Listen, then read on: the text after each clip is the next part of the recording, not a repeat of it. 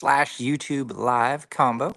Tonight we're going to be talking about a little extra something here. So we'll wait for this thing to just kind of turn on. It takes a minute for this app to get going to roll through everybody. But we have a special guest tonight. So we're going to be throwing an extra horse into the mix. We had a little request last night, I think, from one of the members that was on the live from Equine Masterclass. And they had referenced like a little different filming. So I thought, what better way to reference that double filming than to just bring in an extra person is what we're going to do.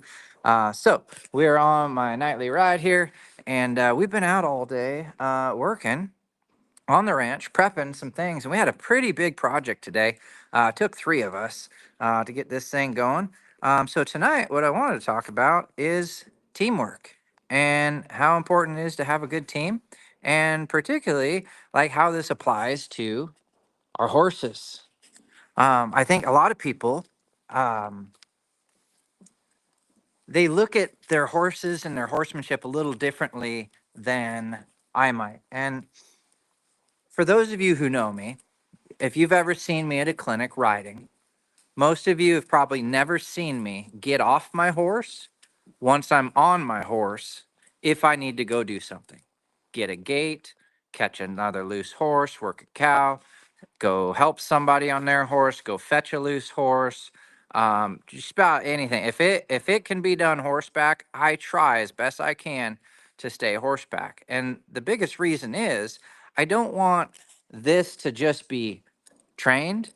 I also want him to be my partner. And if I don't expose him to partnership things like actual jobs with purpose, he might not achieve that.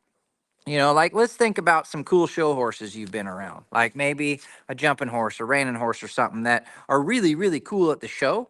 But if they've never like been out and done other things, sometimes like just riding out on a trail or something's a huge deal to them because they're really good at what they do. But when the environment changes drastically, it's a bit of a shocker to them. They're just not used to that extra thing. So what I want to try to do is raise a horse that's fairly balanced. Like he don't have to be a grand champion or something in the show ring. Like if he is, that's awesome. But like say we go from the show ring out to do something else, go start some colts, do some different things.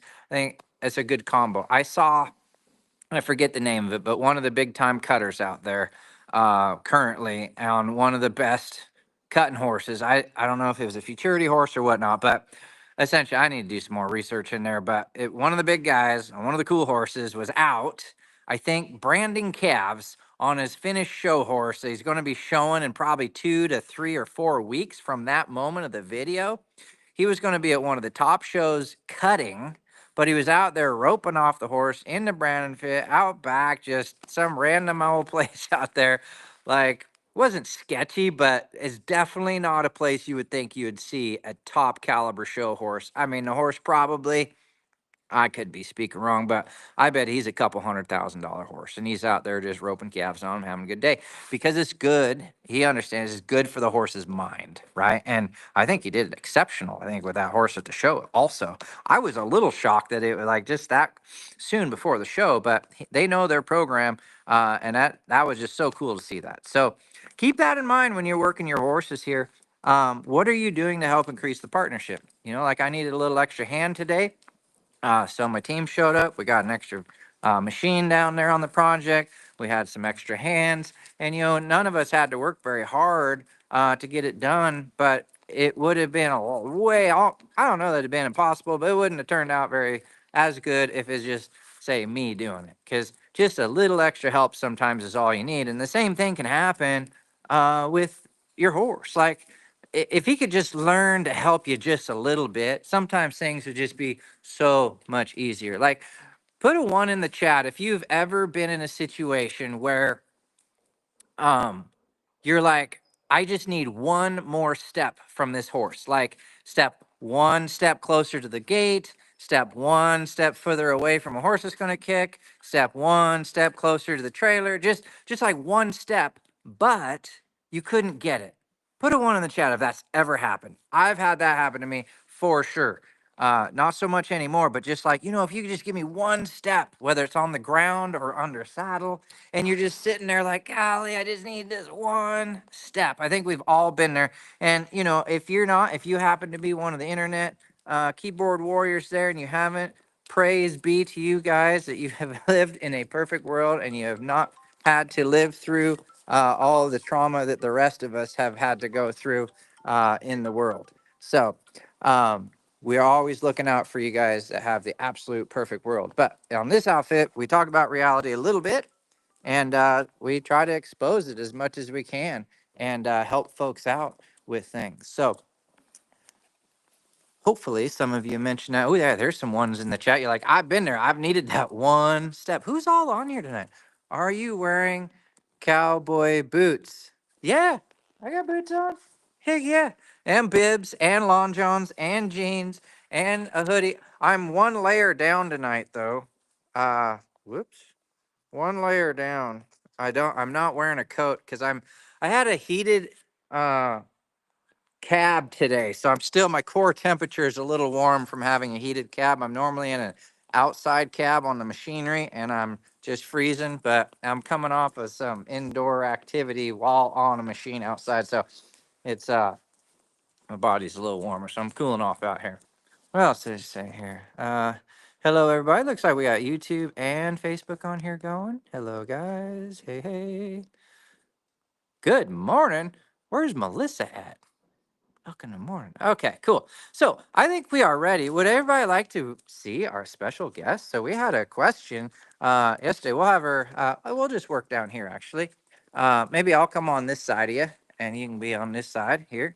Get a little better light. And we had a question about how to go through some exercises two-handed, because she's like, well, I have a two-handed horse, and I'm riding. In theory, this is also a two-handed horse that I'm on. Let me switch this around. But um, because I'm holding the camera in this hand right there, I only had this hand available. So I was riding him one handed. And she's like, well, how does this apply for my horse?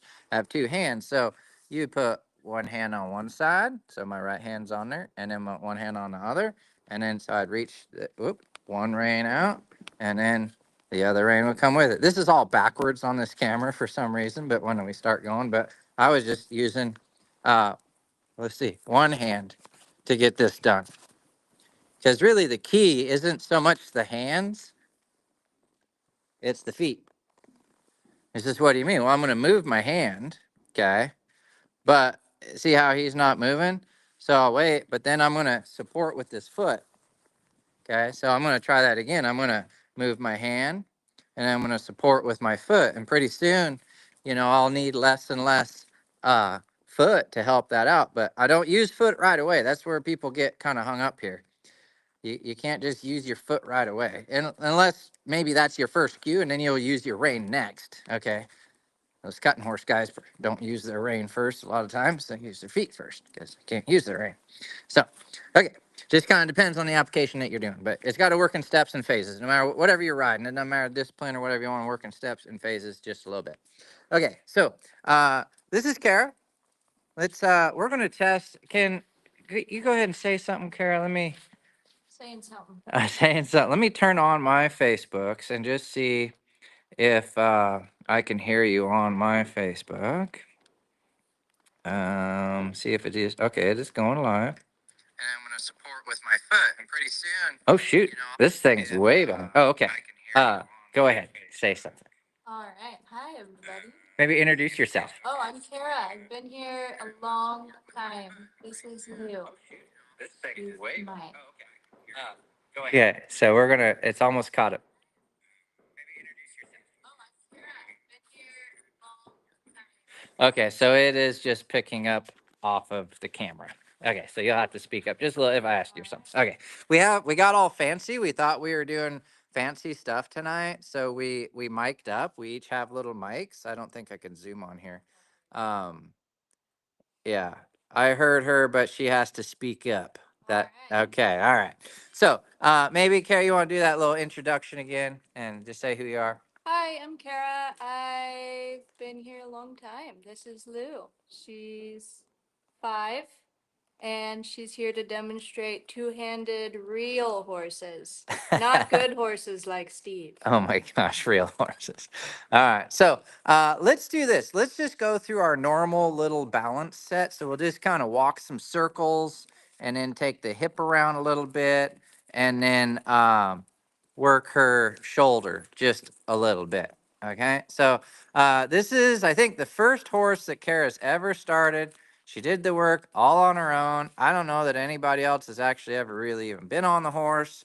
So she started with what, a mule and then an Arab and then a awkward paint horse. And then she's worked her way through stuff. So this is her first official colt. It's a little kind of cowbred little horse here. I'm trying to get this thing to center right. Okay.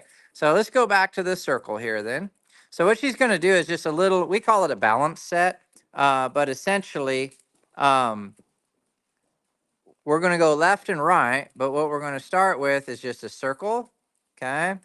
So she's just going to come around in a circle. She's looking for the horse to get soft. So the question was, for a two-handed video, how do we set this up? So her hands basically ride. I'll try to get a little closer. Her hands basically ride where you would want to be riding one-handed. Okay, they're close, they're centered, they're low, all the things. And when she's pulling on the horse, she's not pulling just straight back. She's lifting her hands a little bit while she's pulling back. And then also too, if you notice, and she's learning how to do this better and better, she's using her legs as she comes by. You can kind of see that her legs are an active part. Go ahead and ride like a trail rider that doesn't use legs at all. So just sit down on your butt and throw your legs out. Her horse actually almost won't go anywhere when she does that. So sit down, put your feet out. See the difference there? Her horse is like, she's done riding. So when it's like, use more leg, what we're talking about for the most part is use more leg for more communication. So the legs are very important. So go ahead and go back to riding normal. So she's going to lift and use her legs a little bit, kind of help us. You can see the difference in this horse. See how she kind of lifts up, moves forward. And this horse has had a few months off. I think she just got her out a day or two ago, and she's starting to get her back in. She, I don't know what was going on. She got a little busy or whatever. So I don't know. How long she had off? A month or two? Couple months. So she'd been sitting for a couple months. She had a pretty big show season with this horse last year. She does some local horse shows with this horse, and so she's worked her pretty hard this year. And so she gave her some time off, kind of rest up, be a horse out in the field, and now she's back. Okay, so now she's gonna go hips. She's gonna wait until everything's kind of nice. She wants that horse's head soft. Okay. She wants that body flowing. Doesn't have to be super fast or anything, but just everything kind of soft and like feeling good. And then right there is feel how that horse relaxes. You guys could probably hear it. She kind of blew out. This camera thing's kind of hard to shoot. It's all backwards on your back.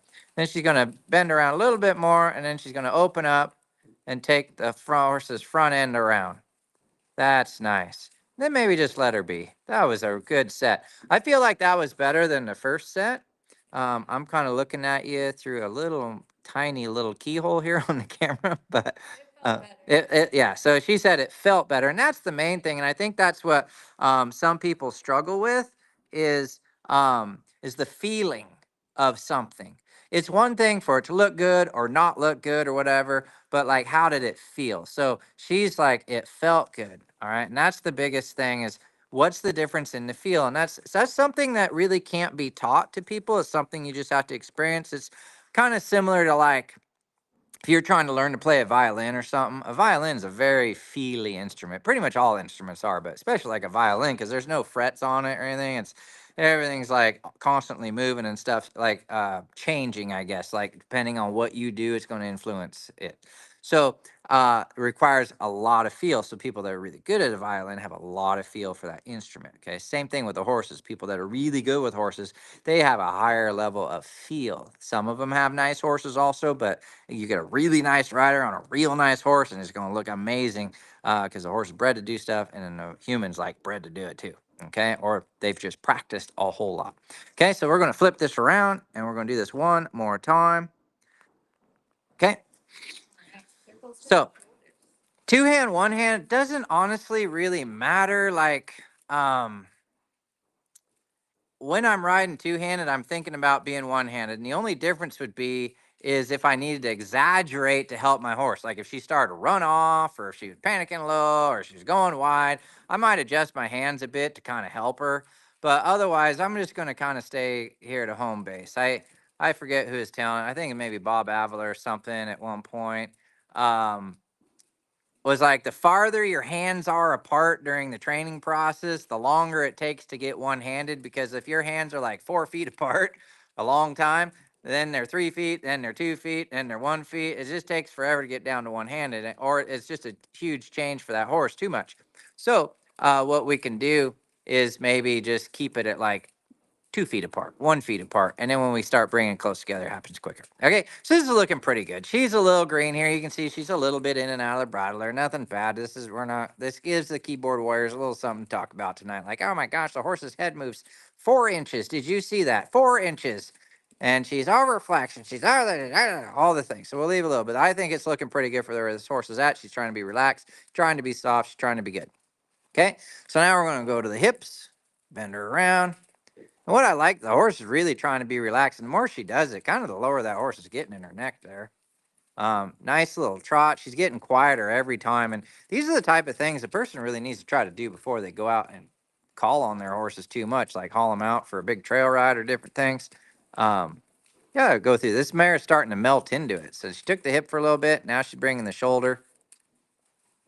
That's pretty nice. Are we looking for a perfect spin or anything? No, we're just the thought of it. Just, and here she's one-handed. Okay, that's nice. Just relax. Just say, go left. And the horse is like, you know what? I think I'd like to go left. Very nice. She's relaxed. She's quiet. Good. I'd probably find a spot in there somewhere to, yeah, let her be. It's very good. Cool. Horse is looking around. She's looking pretty good. So we're just trying to show a little two-handedness here. But some of us are, we're like, I don't have a place to ride or whatever. We are in a spot here. She hasn't moved more than like 25 feet. Okay, and she's riding this horse. So let's go the other way, maybe. We'll circle her the other way. So she's in a spot like a 25-foot square. All right, and she's getting quite a bit done here. And what we're looking for is the difference in feel from one side to another. Could be the feel of impulsion, the control of forward movement, could be the feel of softness, could be vertically, could be laterally, could be all of it combined. But she's trying to measure to decide, should I put more pressure, take more pressure away? Does it need any pressure at all? Just things like these are gauges. And if you're not focused on this, it's really hard to say, like, what should I do next? Okay, so this is looking pretty nice. I like this. And now we're going to bend her around. Whoop, our phones are ringing. I got alarm clocks going here everywhere. Okay, so now she's taking the hip. Okay. And she's going to swing that shoulder here in a second. One more time. There we go. Yeah, she's kind of getting into it there. So I might let up on her. She's kind of wanting to sweep into it there and help. And that's what'll start happening here is the horses will start saying, hey, you know what? I think I know what you want. I'm going to try a little harder. Now, we don't want them overly anticipatory. Okay. I get credit for that. One of my buddies, like, you never are ever going to use that word. So I'm going to mark that at 10, or is it 18 minutes and 20 seconds? I said anticipatory. So I'm going to have him look that up tonight. 1820. Anticipatory. That's number 3. Okay. You don't want your horses anticipating. Okay. So if she like powers through that, that's different. But I liked how that horse was. If she anticipates just a hair, that's fine. We just don't want them taking over. Okay. Let's give Kara a big hand. Kara, how do you think that felt? Talk us through that. You've heard what I said, but what are you thinking and feeling when you're up there? It's really good. I like her better to the left for sure. To the right, she's not as flexible in the pole, I feel. Hmm. And then the impulsion to the right isn't as steady. Like left, we can kind of set a gear, and then right, it's like fast, slow, just a little bit. Perfect. Yeah, I like her right turns better. I feel like she's always been a little more balanced to the right, but So you're saying she turns better to the right, but she softens better to the left. yeah. Interesting. Okay. Very good. So that could be related to some of the body parts connected to all that, but Yeah. that's pretty normal. They're going to have little things that are good one side, bad the other, but that gives you a reason to come out to the barn and work on stuff because they're not just perfect every time. Cool. All right. Well, let's give Kara a big hand. She did awesome. Thank you. All right. So The other thing here, speaking of teamwork, like sometimes we get a chance to ride together. Like that's why we need to have mentorship or friends to go on rides with and things. Even just somebody, like a lot of times when I'm on the road or something, if I'm around folks that I really look up to, I'll be like, hey, can you ride my horse for a minute and just see what you think? What do you feel like if this were your horse? What do you feel that's not as good as what you would like to feel? You know, because they're maybe going to be looking for totally different things than I would, so they're going to notice different things than I would. Like I remember I had a horse last year, and I was like, man, he feels really good. He's super low, and this is so cool. And then a friend of mine got him. He's like, dude, he's way too low. I was like, oh, I love that feeling. He's like, well, I don't. You know, it's just a little difference. But then he explained why, and I was like, okay, that makes sense. So, and he was like, he's really pulling, but his pull, I feel like, was a little different than what I thought was a pull. He's probably more like talking shoulder and stuff, and I was thinking face. I'm like, well, that horse, I mean, he's a little like I don't necessarily feel him as heavy in the face, but the way he described it. So, any rate, it was good to bounce things off of him, and we had a powwow about it, and then we made a plan, and then we moved forward. Why don't we ride bitless? That's a good question from YouTube. We do ride bitless sometimes, but as far as reality goes, in a horse training program, uh, like if these horses ever got sold or had to go into other homes, it's good to prep them for everything. It's kind of like saying, well, why don't you ride English instead of Western? It's like, well, eventually they may have a back cinch, they may have to have a bit. Like it's just reality. It's like if your kid is raised in the country, like you should take him to town still, not just raise him out in the middle of a wheat field. Because if he ever does go to town at 30 years old, he might have a damn heart attack. So that's part of it. Also, there's a bunch of training reasons why we'd also use a bit to help the horses. And just like anything, if they're used properly, they're very good. If they're not used properly, they can be very bad. So we try to use them properly, make the best of it. Thank you, Stephen. What's that? Oh, you want to do it on camera? I think he's gonna do it real good. Okay, so this is her grand finale. She's been working on it. We went to the Liberty Festival with the International Liberty Horse Association.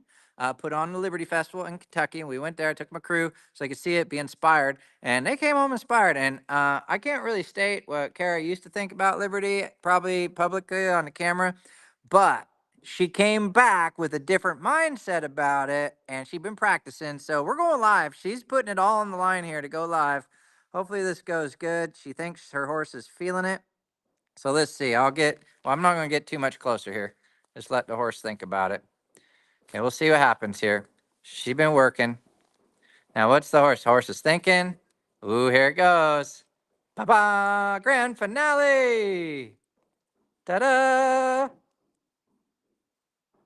Just like that, laid down from the saddle, nice and relaxed, all chilled out here. Let me see if I can get a little closer without disturbing her and the horse. Okay, all she did was just request the horse, a little bit of tap, nothing big, really, and she gets a nice reward. So, a person might say, well, how do you get that? I said, well, it's a lot easier than what she was doing. Not that the other stuff was hard, but this is easier on the horse than what we were doing. So, the horse is probably like, you know what? I like this stuff. So, that's a nice grand finale. Horse is pretty relaxed there. That's pretty. How cool is that? Who would like to have a horse like that? Some people are like, Steve, do you ever do tricks or this, that, and the other? It's like, we do, but honestly, they're not that hard to teach. So we work on some other stuff too. But for people that are interested, well, like when Kara says for like the last 6 years that she's not interested in any of it, and then she comes home excited. So we're like, okay, we went ahead and taught her how to do that in a few sessions, and then she went ahead and practiced. How long did it took you? It took you. It took 2 weeks before the first time she laid down, and 30 days before it was really consistent. All right, so it took Every day. 2 weeks of practice before she actually laid down for the first time. So she worked on stuff, okay, teaching her to bow and different things. And it took 30 days of practice to get it good. Now it's pretty good. I mean, she really just whispered to that sucker and off she went. So that was pretty cool right there. Okay, so this is what happens. You guys practice, get out there and do things. Look how that horse is falling asleep. Oh, she's almost gonna roll over here and just like she a nice new saddle, so she's not gonna let her roll in that. That's got an elephant seat on it, so she ain't gonna let her roll in that. She gonna sit her up, get up, whatever something's gonna happen here. So, oh, she says she can. She's still chilling, snugging. Good, so cool. I love this. People are cheering you on. They're like, way to go, Kara. Yeah. It's Kara the superstar. I mean, it'd be cooler if it wasn't a 13-hand horse. Hey, she lays down to mount. They're all cheering you on. Yeah. I ride English and want to start barrel racing. I did a little bit of it, but do you have some tips and tricks? Yeah, for barrel racing, you definitely want a good foundation stuff like we were kind of showing you here, the softness, the suppleness, getting a good body control and stuff. Because cruising around those barrels at high speed, you've got to have a lot of body control, and you have to have kind of all the pieces that we were showing you there, but just a little bit different setting around the barrels.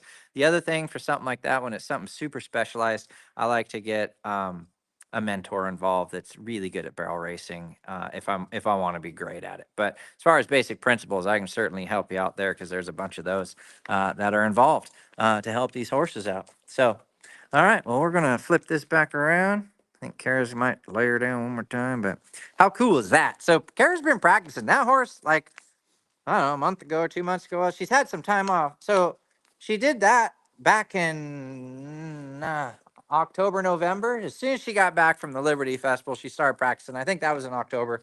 So say the month of November, part of December, and then that horse has been home out on pasture, and then she just brought her back down here a couple days ago. So anyway, that was super cool. But the important thing here, and this is so important, we'll just mention this because we open this live tonight about partnership and teamwork and things like that. It's important to understand for this scenario here, she worked that horse long enough, like enough sessions, until she felt that horse was comfortable and she was comfortable with what they were working on, so that when she put that horse away and is coming back to it now, things are pretty darn smooth and slick and they look easier. Like, how'd you get that? It's like, well, she hung in there long enough, not forcing the horse, not making a horse, but just until the horse is like, you know what? Your idea is my idea is your idea. We're all together. We're partners. We got this. Let's go. That's what you're really waiting for. The trick isn't how do I get my horse to lay down? How do I get my horse to spin? How do I get my horse to run barrels? The trick is how do I get my horse to think about what I'm thinking so that when I want to go run barrels or lay you down or spin you around or whatever, our thoughts align and then it becomes much easier. Because if those thoughts never align and you try to get something done, the horse will, it might do it, but it's not going to turn out as well. And it's not going to flow. And then the horse's mind is like, I don't want to, I don't want to, I don't want to, I don't want to. That's not the type of partnership that you want to have. Okay. But for us, we're pretty realistic around here. Like we understand that, like in this case, it might take 30 days of working on it, 5, 10, 15 minutes a day. And work on it. But then you'll have like here, I mean, she was just sitting there waiting to go, and then that horse laid down within what, like 20, 30 seconds of the request. That's pretty quick for where she's at. So anyway, it was pretty cool. So we offer a lot of different stuff for folks. If anybody's interested in getting more information or joining this team or learning these tricks or learning all the things, you can see it at the bottom of the screen. equinemasterclass.com is our membership program. There's a monthly, there's a yearly, there's a lifetime abilities on there if you guys want to hop on there. It's such a cool program. Kara's been a student here for quite a while, but she also does quite a bit of the online stuff and studies to help tune up before and after sessions. And it's really just about kind of like what she has. Just she's got a nice little horse. She's happy with the horse. The horse is pretty happy. They work well together. They enjoy each other. But she DIY'd that thing herself. She started the horse. She brought the horse along. She feeds it. She trims it. She shoes it. She does everything for that horse. If it gets, she doctors it. If it's basic like she does, she's learned everything here on how to do that. So she raises the horse. She feeds the horse. Takes care of the horse. Shoes the horse, trims the horse, all the things she takes care of with that horse from things that she's learned through this program. And I'm not saying you guys had to do any of that. I'm not saying you have to be the farriers or all that, but if you want to learn horse stuff, like say, to me, it's important to understand some basics of like how horses' feet work. And it's important to understand like what your farriers go through. So at least, rasping your horse's feet a little bit, just so you feel like understand what it's like to be underneath the horse for 10 minutes at a time on one foot trying to figure it out. It just gives you an overall appreciation of everything. It's kind of like saying, I only want to ride, but I don't want to clean stalls. Okay. Do you know how much you learn about horses by cleaning stalls? You learn, have they drank? Where are they positioned in the stall? Where is there any damage in the stall? Are they finishing all their food? If they are, what kind of food are they eating? What's their interaction over the fence? Are they lame? Are they not? Like, there's so much that goes on in just being in that environment, or maybe it's out on a pasture, whatever. But my point is, there's just so many different layers to this. It is very important that we have support and we have people to lean on to get through this. So I appreciate all of you guys on here. There's a whole bunch.